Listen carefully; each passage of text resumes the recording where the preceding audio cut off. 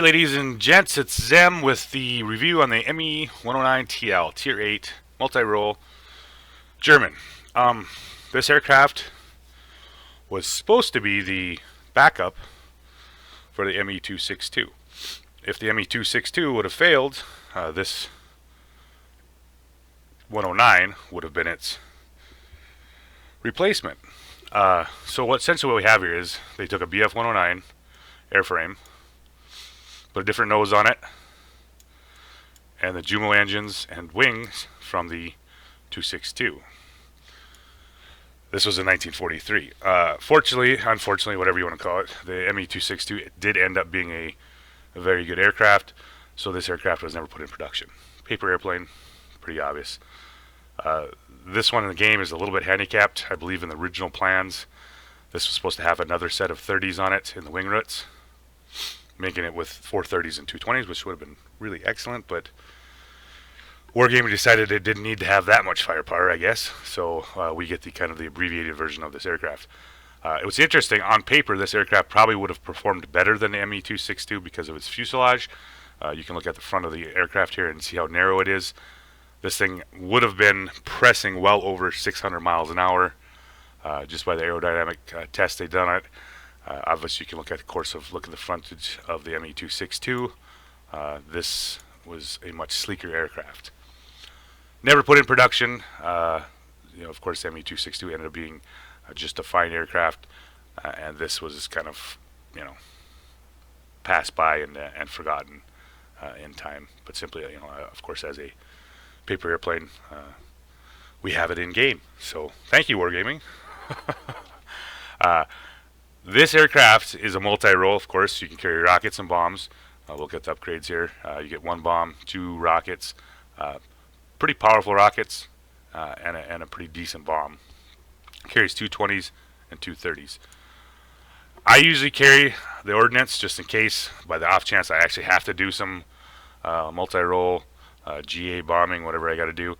But most of the times I play this aircraft the same way I play the ME-262. And that's, if you're going down the German heavy line, this is actually a great way to start learning about how the ME-262 plays. Their stats are relatively similar. It doesn't quite have the altitude performance, of course, of the ME-262, but it does have greater maneuverability. It suffers a little bit less than the airspeed. Armament's a little bit less, and so is survivability. But it's kind of like a heavy fighter light, but it still does the job. And you obviously don't want to get into a turn and burn game with this aircraft with anything else. So, of course, play it like the energy fighter, and play it like what the role of the heavy fighter should be. I had the other game the other day where I actually had to shoot down a bunch of bomber formations with a goddamn zero because the two players that were playing the ME-109TLs were busy strafing ground targets. Come on, folks, really. This aircraft will take on bomber formations, other bombers in general with that big armament and its speed and its altitude performance. That's the way you should be playing this aircraft. The zoom and boom type of gameplay, picking out targets of large HP pools, bomber formations. That's your bread and butter with this aircraft. I love to see command centers when I'm playing this aircraft because I know I'm going to rack up some serious kills on bombers. And of course, I love hunting RB-17s with this aircraft. And you'll see in the game, I knocked out the RB-17 a few times. Not as much as I like because I have a tendency to try to find them as much as possible and knock them out of the sky. But you have to defend as well. So I usually run engine tuning. Makes you a little faster. Get that radiator, keep the engine cool, so you always got your boost. And since I'm playing that role of bomber suppression, I usually run the concealing livery. Reduces the efficiency of enemy AA and rear gun fire by 30%, which helps a lot when you're dealing with multiple bombers, especially multiple bomber formations. It allows you to survive just a little bit longer. So, actually, I think the game I had here, no, I don't have that one up here, but the game I'm going to show you guys, which was about 8,300 combat points, I believe was right around 175,000 silver. Somewhere in there, I believe. I could be wrong, but that seemed about right. So yeah, it does make good money. Of course, it's a tier 8 premium. You're always going to make more money than just about any other thing in the game. That's the reason why you buy them, right? So, multi-roll, thumbs up if you like this type of play style. If you coming from like playing a zero or a spit or something like that, this is not going to be something that you're gonna have to learn how to play this play style. But if you like the heavy fighters, the multi rolls, yeah, this is definitely going to do for you. It does have ability with its two rockets and its bomb and its cannons to take out ground targets relatively easy if you have to. You're going to see me in this game. I'm not going to play that role. Obviously, with the multi roll, I do drop up one bomb, I think, at some point on a target. But most of the time, I'm playing this thing at altitude and picking off heavy fighters and bombers with it. So, but like I said, multi-roll, you have the ability to do both if you have to. I can give this, I'll give this a thumbs up as a viable premium aircraft if you're looking for something in this play style. It does the job. It does the job well. So I will be pulling up the gameplay right about now. Hey guys, back with the review on the ME-109TL. I'm just playing the Alpine, I believe is what it's called here. I'm going to be headed toward and this is what I talked about earlier about this aircraft, where I tend to play this aircraft, obviously more like the heavy fighter. So I'm going to actually be what I would do normally in a heavy fighter, which is I usually take care of bombers, hunt other heavy fighters, things like that. And that's what I'm going to be doing here. And I have a tendency with this aircraft to play a little bit more, I shouldn't say campy, but it's kind of an air dominant. Once you get up to altitude, it just sit on things. And especially in this game with the military base being as important as it is, holding the military base as long as you can is always important, because it's the one objective here that you can actually take other caps with, or other objectives with. So get up to altitude, and I'm looking for my little friend. Yep, there's the RB-17. And we know with 230s and 220s, it does a nice job of shredding these bombers.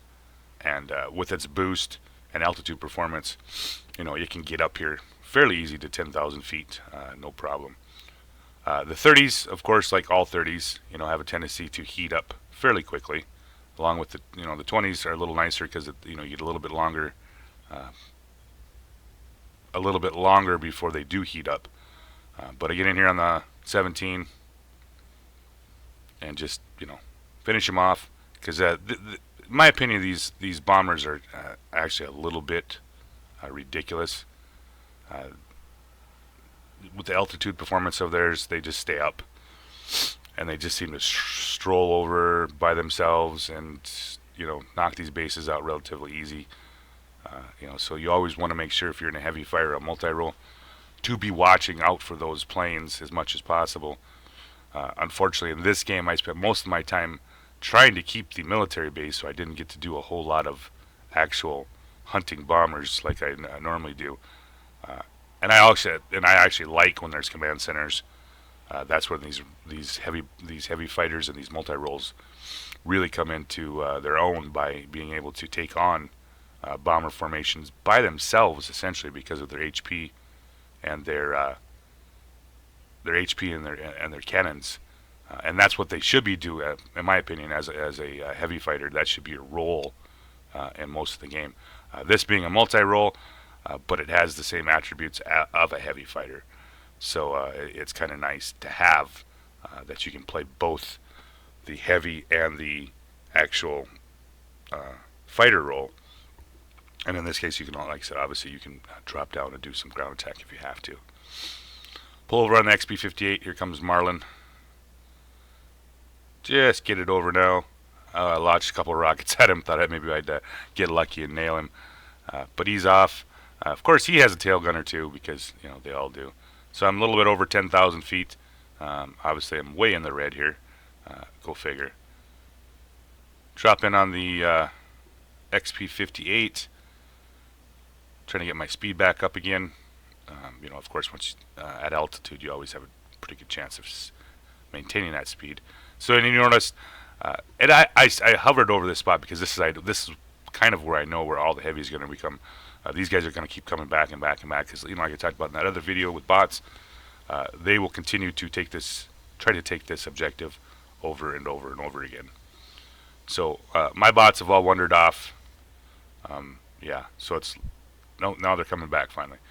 They won't be here for very long because we're going to have essentially a big rumble right here very shortly. So I'm looking around. I'm still trying to say about that 9,000 feet, and I'm looking, and this is some of that we're talking about the heavy fighters. Some of the tactics involved. I'm looking for or energy fighters in general. What you're looking for is that aircraft that's flying away from you or flying towards you. Trying to get into these turns too much. You see me right there. I turned away from him because I knew I was not going to be able to stick with him. But I do jump back up over top. And now I'm back on his tail. Not because I used, obviously the ability to turn, maneuverability. But I just went up and come back over. Alright, so now I'm going to get it pummeled here. They're finally caught onto my dastardly ways, I guess. He actually didn't stick with me, surprising, Boris, in the Yak-15. So, went vertical a little bit more, come back down, finds Boris. Still trying to stay up around that 8,000 feet. I would really like to kill him, though, because he is on top of one of my players. Finish him off. Back up to altitude. And, of course, during this whole time, I end up losing this objective because, why, shooting down planes, why would you, ever actually keep a cab? I don't know. Sometimes this is really just annoys the hell out of me how quickly some of these things can change. And then, and obviously it has a lot to do with, what airplanes were shot down and which weren't. So, use that big, beautiful speed and boost, flip back over, and once again, multi-role energy fighter, heavy, whatever. I'm looking for those aircraft that are flying away from me or toward me. I don't really like to get into these ones that are running in a, where I have to actually spin to keep up with them. So, looking here, find another suspect. He's off. Don't chase him. J4M's kind enough, of course he's a bot, to stay out ahead of me. So it's just a matter of putting some shells into him and finish him off. Boost back up. I did drop a little low right there, but everybody else was down this low, so it wasn't too bad. So looking for the F2G. He's a human pilot. Of course, I also look for low health aircraft. Yep. I do get him. Unfortunately, that wonderful AA is always present. Nails me, knocks me out. I only have 20 health points. What are you going to do, right? Alright, so back with the 109. I really want that military base. And I don't know. I don't know why players. I mean, obviously people don't. The actual game, they don't understand what's involved sometimes, especially if they're new players. But this is tier 8, and I believe there was one other human with me here on this team. I could be wrong. I'll have to look later. Alright, so Mr. RB-17's back, and we're going to take care of his sorry ass here. I'm becoming kind of a vitriol hatred toward bombers in general because of how annoying they are, and their rear gunners. They are just absolutely ridiculous. Pull in on him. And like I said, once you get these 20s and 30s hitting, it doesn't take long to bleed through these big HP aircraft. I mean, that's what the great thing about this aircraft is that it does have that big, beautiful firepower. And, Beta multi-role, it has quite a bit better maneuverability than the other. They have the heavy fighter at the ME-262. I just have a tendency to play this a little bit more along that lines, and I've said that before. So back out here, flip back up, boost back up, make sure there's nobody on my tail before I turn. Pop over the F2G. He's obviously after my Lucky Charms, I guess, what you want to call it. He is trying to shoot down planes, and of course he's probably carrying rockets and bombs. So he's actually a big threat for me. But there is 2 guys on his tail, so I like, he's gonna die to the bots anyway. XP-58 though, he is a threat to my bots. Sadly, I do like to actually protect my bots, especially if they are over a objective. So put a few shells into him, makes him turn and run, and I'm just going to follow him until he's dead, because the squall line is up. More aircraft you send back to base, the better. And for some reason, must be because it's Friday morning, I ate too much turkey. I'm having a hell of a time hitting anything today. Alright, so military base is back in effect. Able to flip because we were down 4-1 at one point. Now we're up 4-1, and the objective points are very, very tight, very close in this game right now. So yeah, always fun, always fun. I'm going to be back over here to the middle, tabbing out here, looking to see what we are for how far down. They only have a very few aircraft. Essentially, those 5 aircraft is all they have left. Squall line's up, so knock them out. We still win. Either way, we're actually up 2 aircraft right now. So heading that way, see if we can knock out a few more aircraft. We're going to win on superiority points right there. We actually went over, we passed them. But it'd be nice to make sure we keep just enough head here. And I'm also getting a little greedy here too, with the speed from this thing. I mean, this thing is not quite as fast as, say, the ME-262, but it's pretty close. Coming up out of this dive, I easily get over 400 pretty easily. And what I'm looking for here is, of course, we always talk about this on the multi-role energy fighters, is I'm looking for aircraft either coming at me or going away from me. Of course, I don't keep with him. And now I'm looking for the next target, which is the Su-9, who's not paying attention, he's not turning, and he's flying away from me. So now they've knocked them out, and now they're going to be after me. So nose over, start boosting. Actually, I'm out boost, but I'll get up to 4, and then I run into the sidewall anyway, and game over. So hope you guys enjoyed the video. It was a great game, real fun. If you want to pick this aircraft up, go ahead. It's not bad.